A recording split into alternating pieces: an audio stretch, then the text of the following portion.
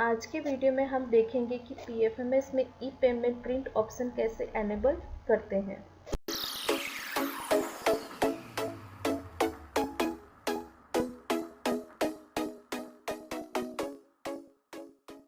PFMS related और भी videos हम हमारे यूट्यूब चैनल पे अपलोड करने वाले हैं और अगर आप उन वीडियोस को भी देखना चाहते हैं तो आपसे रिक्वेस्ट है, आप हमारे यूट्यूब चैनल पे पहली बार विजिट कर रहे हैं तो वीडियो के नीचे दिए गए सब्सक्राइब बटन पे क्लिक करके हमारे चैनल को सब्सक्राइब करें और सब्सक्राइब बटन के पास जो बेल आइकन है उसे भी जरूर प्रेस करें, जिससे हम हमारे यूट्यूब चैनल पे जैसे ही कोई नया वीडियो अपलोड करेंगे तो उन वीडियोस की नोटिफिकेशन सबसे पहले आपको मिलेगी। अब टाइम वेस्ट ना करते हुए वीडियो स्टार्ट करते हैं। वेंडर को पेमेंट करने के लिए हम पीएफएमएस में एंट्री करते हैं। पीएफएमएस की एंट्री में लास्ट में ये एक पीडीएफ जनरेट करना होता है जिसे कहते हैं PFMS generated DBT payment advice authority. अब अपने वेंडर को पेमेंट करने के लिए पीएफएमएस में जो भी एंट्रीज की है वो सारी डिटेल प्रिंट आउट होकर यहाँ पे आ जाएगी। ये एजेंसी सील है, यहाँ पे आपको स्टैम्प कर देना है। अब यहाँ पे जिसका ज्वाइनिंग अकाउंट होगा वो दोनों की डिटेल यहाँ पे आ जाएगी और उनका साइन एंड स्टैम्प आपको यहाँ पे देना पड़ेगा। मीन्स यहाँ पे आपकी एजेंसी की टोटली डिटेल आपको दे देनी है। और इसका सेकंड पेज भी होगा ब्रांच सील, वो बैंक को फिलअप करना है।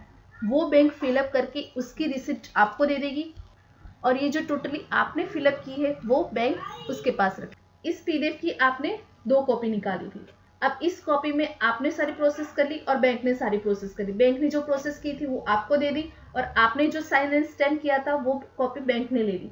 अब जो दूसरी कॉपी है उसमें बैंक के साइन एंड स्टैम्प लेके वो कॉपी आपको आपकी ऑफिस में फाइल करके रखना है। तो ये जो वेंडर को हमने पीएफएमएस थ्रू पेमेंट किया है उसके बाद जो पीडीएफ निकालनी है वो पीडीएफ कैसे निकलेगी, पीएफएमएस में कुछ सेटिंग्स करने पड़ते हैं, वो सेटिंग्स कैसे करने हैं इस वीडियो में हम देखेंगे।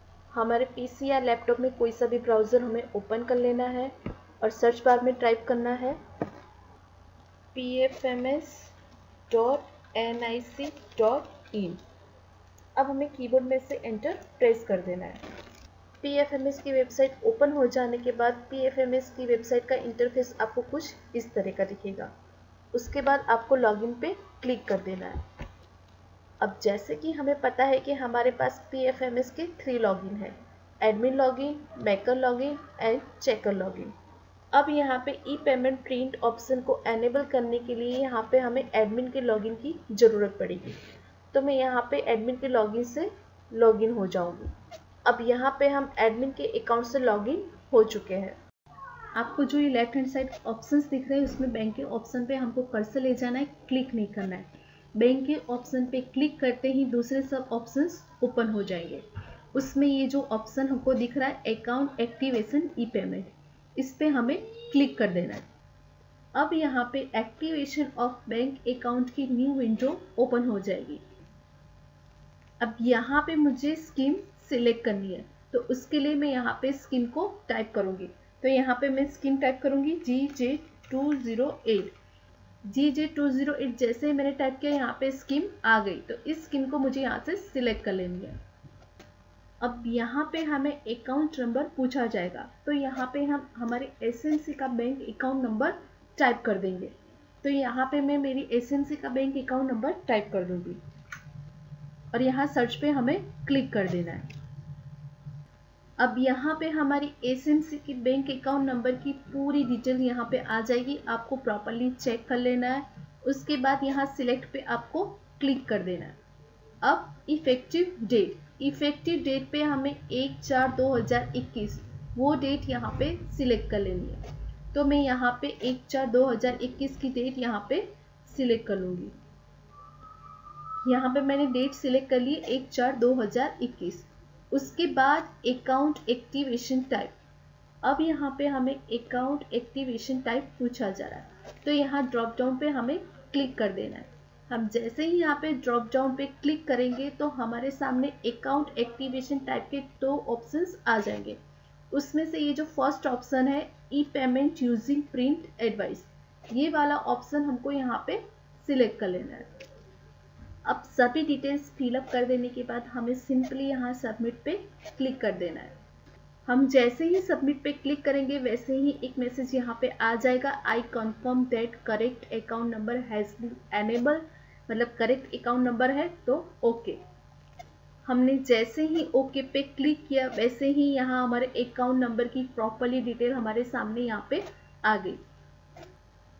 ऊपर यहाँ पे हमने जो भी डेटा फिल किया था वो सभी डेटा यहाँ नीचे आ गया है। इफेक्टिव फ्रॉम 1/4/2021 हमने सिलेक्ट किया था। क्रिएट ऑन, किस डेट को आपने ये क्रिएट किया हुआ वो डेट यहाँ पे आ गई, आपकी यहाँ पे स्कीम आ गई। और स्टेटस में यहाँ अभी आ रहा है pending for activation approval, means अभी ये पेंडिंग है। ई पेमेंट की जो भी प्रोसेस थी टोटली प्रोसेस यहाँ पे फिनिश होती है। अब मैं इस अकाउंट में से लॉग आउट हो जाऊंगी। लॉग आउट हो जाने के बाद हम फिर से लॉगिन के पेज में आ गए। अब हमें क्या करना है, उसी अकाउंट में लॉगिन करना है। हम एडमिन अकाउंट में थे, एडमिन के अकाउंट में ही हमें लॉगिन करना है। अब यहाँ पे मैंने एडमिन का user ID and password type कर दिया है। अब मैं लॉगिन पे क्लिक कर दूंगी। यहाँ यूज़र टाइप पे लिखा हुआ आ रहा है लास्ट में ADM, मीन्स हम एडमिन के अकाउंट में लॉगिन हो चुके हैं। अब हमें ई पेमेंट का स्टेटस सिर्फ यहाँ पे चेक करना है, तो उसके लिए वापस से उसी सारे ऑप्शंस में मैं जाऊँगी। अब यहाँ पे इस अकाउंट में हमें कोई भी एंट्री नहीं करनी है, सिर्फ हमें स्टेटस चेक करना है ई पेमेंट का। वापस से मुझे उसी ऑप्शन पे जाना है। बैंक के ऑप्शन पे कर्सर ले जाते ही दूसरे सब ऑप्शंस ओपन हो गए। उसमें से मुझे ये जो ऑप्शन है अकाउंट एक्टिवेशन ई पेमेंट, इस पे मुझे सिंपली क्लिक करना है। अब यहाँ पे आप देख पा रहे होंगे कि स्टेटस में एक्टिवेटेड लिखा हुआ आ गया, मीन्स ई पेमेंट का जो स्टेटस था यहाँ पे एक्टिवेटेड आ गया। मीन्स अब आप ई पेमेंट की प्रिंट आउट ईजिली निकाल सकते हैं। अब आपको ऐसा कुछ लग रहा है कि ई पेमेंट एक्टिवेशन में हमने कुछ एंट्री में मिस्टेक कर दी तो वो डीएक्टिवेट भी हो सकता है, तो उसके लिए हमें क्या करना है, उसके लिए वापस से हमको बैंक के ऑप्शन पे कर्सर ले जाना है। बैंक के ऑप्शन पे कर्सर ले जाते ही दूसरे सब ऑप्शंस ओपन हो जाएंगे। तो ई पेमेंट एक्टिवेट करने के लिए हम ये ऑप्शन पे जाते थे अकाउंट एक्टिवेशन ई पेमेंट, पर अब हमें ये अकाउंट को डीएक्टिवेट करना है, तो उसके लिए हम सिंपली उसी के नीचे सब ऑप्शन पे जाएंगे अकाउंट डीएक्टिवेशन ई पेमेंट। इस ऑप्शन को यहाँ पे हम सिलेक्ट कर लेंगे। हम जैसे ही अकाउंट डीएक्टिवेशन ई पेमेंट पे क्लिक करेंगे वैसे ही हमारे सामने deactivation E payment channel for account की न्यू विंडो ओपन हो जाएगी। अब ये जो एंट्री है ई पेमेंट एक्टिवेशन करने के टाइम पे हमने जो एंट्री की थी वो एंट्री यहाँ पे रिफ्लेक्ट हो रही है, तो यहाँ पे हमें सिंपली ये सिलेक्ट कर लेना है। इस सिलेक्ट करने के बाद हम यहाँ पे सबमिट पे क्लिक कर देंगे। अब यहाँ पे हमें पूछा जा रहा है are you sure you want deactivate account, तो हम ओके पे क्लिक कर देंगे। अब यहाँ पे मैसेज आ जाएगा request for deactivation approval successfully, means यहाँ पे डीएक्टिवेशन अप्रूवल सक्सेसफुली हो चुका है। अब ये रॉन्ग ई पेमेंट की एंट्री यहाँ से डीएक्टिवेट हुई है कि नहीं हुई है, तो वो देखने के लिए हम फिर से एडमिन के अकाउंट में से लॉग आउट हो जाएंगे और वापस से हमें एडमिन के अकाउंट में लॉगिन हो जाना है।